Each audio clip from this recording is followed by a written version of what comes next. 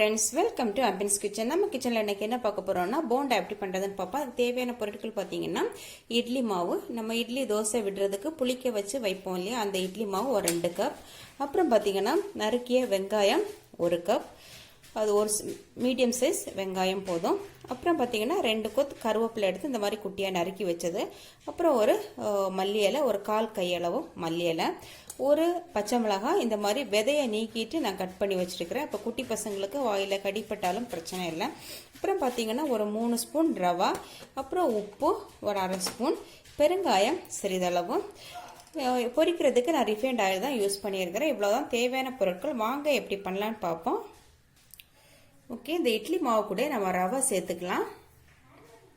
அப்புறம் எல்லா பொருளையும் ஒவ்வொன்றா சேர்த்துக்கலாம். மல்லி இலை, கொத்தமல்லி,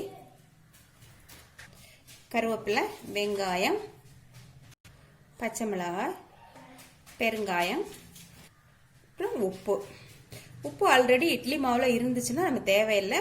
என்னோட இட்லி மாவில் உப்பு சேர்க்கலை, அதனால நான் இப்போ சேர்த்துக்கிறேன். இதை நல்லா மிக்ஸ் பண்ணி விட்டுக்கலாம்.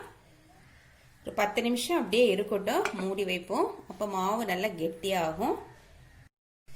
ஓகே ஃப்ரெண்ட்ஸ், இப்போ 10 மினிட்ஸ் ஆயிட்டு கையை லைட்டாக தண்ணியில் முக்கிட்டு இந்த மாதிரி கொஞ்சம் மாவு எடுத்து இந்த மாதிரி எண்ணெயில் போட்டுக்கலாம். ஓகே ஃப்ரெண்ட்ஸ், இப்போ எண்ணெய் நல்லா காஞ்சிட்டு இருக்கு. எண்ணெய் காஞ்சா நான் செக் பண்ணிக்கலாம். ஓகே, நம்ம போட்டதும் இது மேலே எலும்பி வருது இல்லையா, ஸோ எண்ணெய் நல்லா காஞ்சிடுச்சு. இப்போ நமக்கு போண்டா போட்டுக்கலாம்.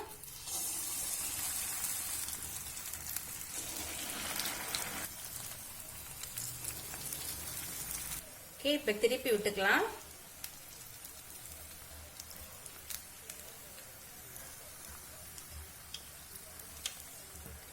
தீயை வந்து மீடியம் ஃப்ளேம்ல வச்சுக்கலாம்.